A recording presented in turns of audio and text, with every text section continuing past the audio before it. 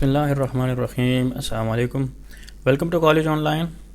इस वीडियो में हम प्रैक्टिकल रूम कैसे लोग बनाते हैं उन सारी कमांड्स को जिसको हमने पिछली वीडियोस में सीखा और इन कॉन्सेप्ट्स को जिसको हमने सीखा पिछली वीडियोस में, उन सारे कॉन्सेप्ट्स को, उन सारी कमांड्स को हम यहाँ पे प्रैक्टिकली कमरा बनाने के लिए इम्प्लीमेंट करेंगे और हम कैसे एक कमरे को आसानी से बना सकते हैं। तो चलते हैं ऑटोकैड की तरफ। ऑटोकैड खोलने के बाद, जैसे कि मैंने आपको लास्ट वीडियो में बताया था कि जब भी आप 3D बनाएं तो 3D बनाने से पहले सबसे पहले आपने क्या करना है, टॉप व्यू से जाना है और टॉप व्यू की तरफ जाने के बाद वायर फ्रेम की तरफ जाएंगे।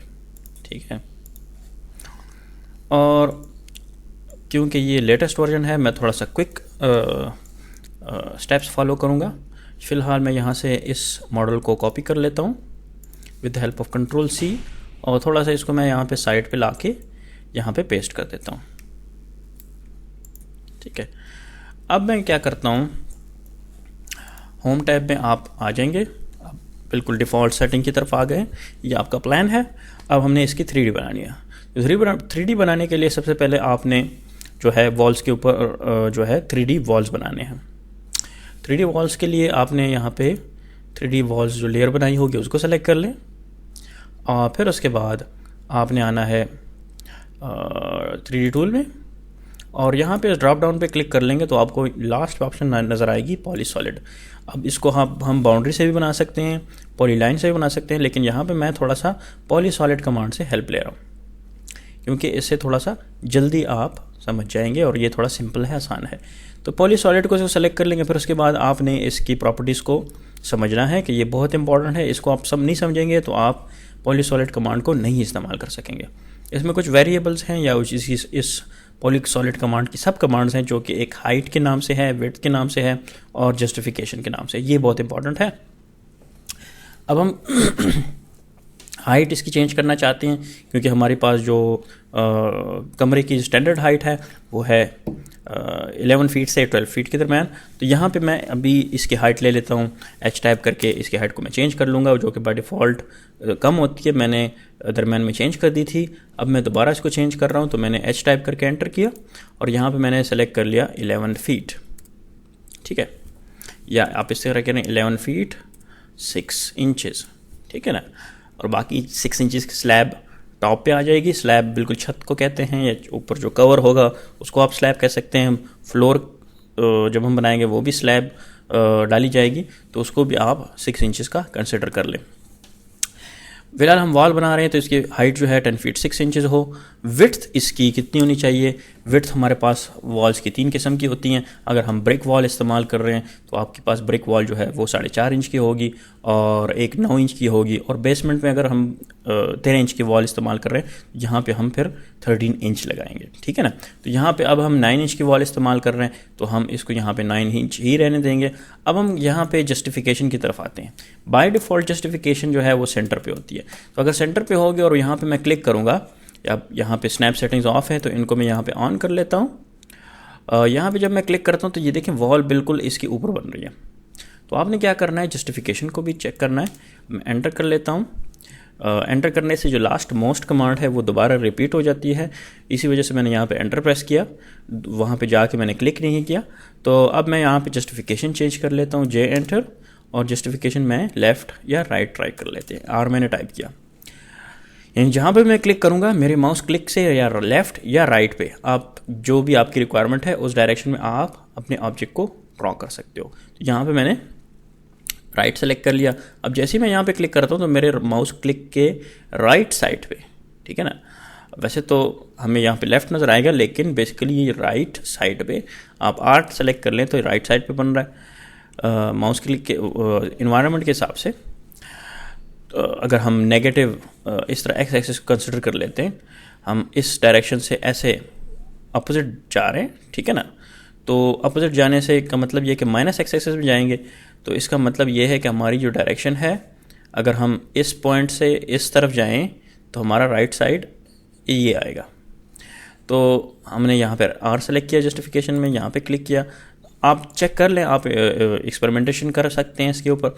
आप लेफ़्ट के ऊपर क्लिक कर लें और लेफ़्ट की बेस पे आप क्लिक कर सकते हैं।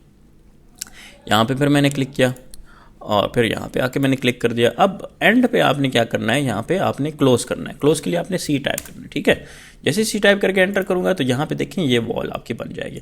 अब बारी आती है 4.5 इंच की वॉल की, तो मैं दोबारा एंटर प्रेस करूँगा पॉलीसॉलिड, और यहाँ पे हाइट इतनी है जितनी पहले थी, लेकिन विड्थ इसकी मैं चेंज कर लेता हूँ। तो विड्थ चेंज करने के लिए मैं W टाइप करके एंटर कर लेता हूँ और विड्थ इसकी मैं चेंज कर लेता हूँ 4.5 इंच, ठीक है। और यहाँ पे मैं आ जाता हूँ, ठीक है। जस्टिफिकेशन लेफ्ट ही है और एंटर प्रेस कर लेना, तो ये आपके पास ये वॉल भी आ गई, ठीक हो गया। अब बारी आती है, मैं थोड़ा सा हम इसको चेक कर लेते हैं। यहाँ पे क्लिक कर लें और शिफ्ट का बटन प्रेस करते हुए स्क्रॉल के बटन के ऊपर स्क्रॉल का बटन प्रेस करें और इस तरह से इसको मूव करें अपना माउस पॉइंटर को, तो इस तरह से ये रोटेट हो जाएगा। और इस तरह से इसको हम यहाँ पे 2D वायरफ्रेम में जाके शेडेड कर लेते हैं। यहाँ पे हमें शेडेड मोड में ये नज़र आ रहा है। और इसी तरह कस्टम व्यू में भी जाके दोबारा हम टॉप व्यू पे जाते हैं। टॉप व्यू पे जाने के बाद यहाँ पे मैं इसको जूम कर लेता हूँ स्क्रॉल के हेल्प से। दोबारा शेडेड मोड में जाके इस मोड के ऊपर क्लिक करके 2D वायरफ्रेम में सेलेक्ट कर लेते हैं। अच्छा, अब बारी आती है डोर्स और विंडोज़ की। सबसे पहले हम पहले ये डिसाइड कर लें आपने डोर्स बनानी है पहले कि विंडोज़ बनानी है। तो आप होम पे जाएँ। अब पहले हमने अगर विंडो बनानी थी तो यहाँ पे क्लिक कर लें और विंडो की लेयर को सेलेक्ट कर लें। अब विंडो बनाने के लिए यहाँ पे मैंने रेक्टेंगल ड्रॉ करना है, तो रेक्टेंगल आप यहाँ पे आएँ और इस जगह पे ऐसे क्लिक कर लें, यहाँ से यहाँ तक, ठीक है। और फिर इधर आ जाए, यहाँ पे रेक्टेंगल एक ड्रॉ कर लें। जब ये 3D ऑब्जेक्ट बनी है तो अपना माउस पॉइंटर इसके ऊपर नहीं लाना, इस तरह से बाहर की तरफ क्लिक करना है।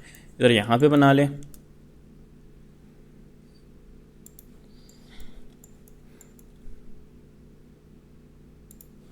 ठीक हो गया। इस तरह वेंटिलेटर है, वेंटिलेटर यहाँ पे होना चाहिए। तो यहाँ पे मैं शिफ्ट एट द रेट की हेल्प ले लेता हूँ। Shift at the rate x axis में जाता हूँ 2 फीट और कॉमा वाई एक्सिस में जाता हूँ 2 फीट। तो 2x2 का यहाँ पे वेंटिलेटर आ जाएगा। मैं इसको यहाँ से पकड़ के थोड़ा सा इस साइड पे चला जाता हूँ, ठीक है ना। अच्छा, अब बारी आती है डोर्स की। पहले विंडो कंप्लीट कर लेते हैं, फिर डोर की तरफ आते हैं। अब थोड़ा सा मैं इसको रोटेट कर लेता हूँ। यहाँ पे देखें ये सारे रेक्टेंगल्स बॉटम पे बने हुए। ये वेंटिलेटर है तो इसकी सील लेवल या ये फ्लोर लेवल से इसकी कितनी हाइट पे हम इसको लेके जाएंगे, ये 7 फीट हाइट पे होना चाहिए आपका वेंटिलेटर कम से कम। और विंडोज़ जो हैं, जो अगर आपका ये बेडरूम है तो बेडरूम के जो विंडो की जो हाइट है सील हाइट, वो आप 2 फीट 6 इंचज़ ले सकते हैं, 3 फीट भी ले सकते हैं। जो स्टैंडर्ड है वो 2 फीट 6 इंचज़ है। तो यहाँ पे हम इसको मूव करेंगे। अब मूव करने के लिए यहाँ पे मैं शिफ्ट एट द रेट की कमांड की हेल्प लूँगा। तो यहाँ पे मैंने M टाइप किया, एंटर का बटन प्रेस किया। तीनों की हाइट सेम है, तो यहाँ पे इसको मैंने क्लिक किया, इसको मैंने क्लिक किया और यहाँ पे इसको मैंने क्लिक किया। एंटर का बटन प्रेस करेंगे, पिक पॉइंट स्पेसिफाई करेंगे, कीबोर्ड से शिफ्ट एट द रेट का सिंबल 0, एक्स एक्सिस की वैल्यू 0 है, कॉमा वाई एक्सिस 0, कॉमा और जेड एक्सिस मुझे 2 फुट चेंज की हाइट पे चाहिए, ठीक है। अब इसको मैंने एक्सट्रूड कर दिया, एक्सट्रूड अभी नहीं किया, इसको मैंने मूव कर दिया जेड एक्सिस में। अब इसको मैंने क्या करना है, इसको मैंने एक्सट्रूड करना है। विंडो की लेयर सेलेक्टेड हो, ठीक है। अब मैंने इसको एक्सट्रूड करना है तो एक सी टाइप करके एंटर करेंगे। इन ऑब्जेक्ट्स को मैं सेलेक्ट कर लूँगा, एंटर का बटन, और यहाँ पे मैं टाइप कर लूँगा 4 फीट 6 इंचज़, ठीक है। और टोटल 7 फीट की हाइट पे चला जाएगा बिल्कुल इसका एंड। क्योंकि एक इंपॉर्टेंट बात कि अगर आपका डोर 7 फीट है तो आपकी विंडो भी 7 फीट हाइट पे होनी चाहिए, जो एंडिंग है डोर और विंडो का। अब हमने क्या करना है, इसको हम थोड़ा शेडेड मोड में देख लेते हैं। ये इस तरह से ऑब्जेक्ट्स बन गए, ठीक है। अब हमने सबट्रैक्ट कमांड को इस्तेमाल करना है, लेकिन सबट्रैक्ट भी आपने तब इस्तेमाल करना है कि जब आप सारे ऑब्जेक्ट्स अपनी अपनी जगह पे पहुंचा दें, क्योंकि एक ही मरतबा उसको इम्प्लीमेंट करने से वो सारे objects at a time delete हो जाएगा। अब इसको मैं सेलेक्ट कर लेता हूँ, एंटर का बटन मैंने प्रेस किया, shift at the rate 0,0,7 feet, और इसको मैंने एक्सट्रूड कर दिया 2 फीट, ठीक है। अब मैंने सबट्रैक्ट कमांड इस्तेमाल करना है, SU एंटर, सेलेक्ट वॉल और एंटर, और फिर उसके बाद सेलेक्ट दी विंडो या वेंटिलेटर्स और एंटर। तो इस तरह से ये एरिया इस तरह से सबट्रैक्ट हो जाएगा। अब बारी आती है डोर्स की। तो डोर्स के लिए हमने क्या करना है, यहाँ पे दोबारा 2D वायरफ्रेम में टॉप व्यू से रेक्टेंगल ड्रॉ करना है, यहाँ से यहाँ तक, ठीक है। और इसी तरह यहाँ पे भी डोर है, तो यहाँ पे मैंने एक डोर यहाँ पे बना देना है। ठीक हो गया। अब ये दोनों गलती से मैंने इसी विंडो की लेयर में बना दिए। आप कोशिश करेंगे यहाँ से लेयर चेंज कर लें। फ़िलहाल मैं 3D डोर सेलेक्ट कर लेता हूँ। अच्छा, अगर आपने नहीं किया तो सेलेक्ट कर लें यहाँ से।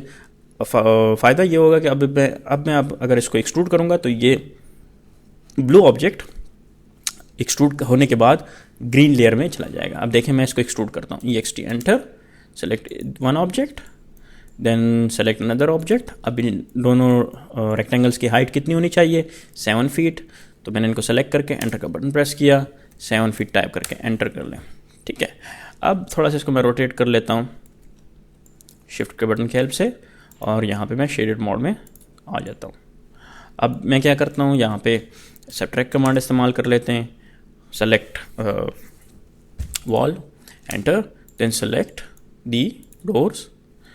गलती से अगर आपने एक ऑब्जेक्ट सेलेक्ट कर लिया तो आप कीबोर्ड से यू टाइप करके एंटर कर सकते हैं ताकि वो अंडू हो जाए, जो कि मैंने ये वॉल सेलेक्ट कर ली थी। ठीक है, तो अगर एक्सीडेंटली कोई एक ऐसा ऑब्जेक्ट सेलेक्ट हो जाए जिसको आपने सबट्रैक्ट नहीं करना, आपकी सबट्रैक्शन के अंदर गलती से सेलेक्ट कर हो जाए, तो उसको अगर आपने डी सेलेक्ट करना है या डी सेलेक्शन के लिए आपने क्या करना है, कीबोर्ड से यू टाइप करके एंटर कर देना है, या आप कीबोर्ड से शिफ्ट का बटन प्रेस करके उस ऑब्जेक्ट को दोबारा सेलेक्ट कर लो तो वो ऑब्जेक्ट आपकी सिलेक्शन से ख़त्म हो जाएगा। तो फिलहाल मैंने यू टाइप करके एंटर किया और फिर उसके बाद मैंने इस ऑब्जेक्ट को सेलेक्ट किया, मेरी सिलेक्शन में आ गया। उसके बाद मैंने एंटर का बटन प्रेस किया, तो यहाँ पे देखें, अच्छा मेरे ख्याल में ये दोबारा कर लेते हैं। यहाँ पे दोबारा देखें, इस ऑब्जेक्ट को मैं SU टाइप करके एंटर कर लेता हूँ। अच्छा, यहाँ पे मसला ये आ गया कि देखें ये वॉल इसके साथ मैंने यूनियन नहीं की, तो मैं इसको सबसे पहले यूनियन कर लेता हूँ। UNI enter, select one wall, select another wall, enter. यहाँ पे इसके साथ यूनियन नहीं था तो इस वजह से सब्ट्रैक्शन इससे मैं कर रहा था, तो इस वजह से ये ऑब्जेक्ट तो सेलेक्ट ही था, इस वजह से यहाँ पे इससे ये सब्ट्रैक्शन नहीं हो रहे थे। तो इसको मैंने अब यूनाइट कर दिया, इसके साथ अटैच कर दिया। अब मैं इसको सब्ट्रैक्ट करता हूँ।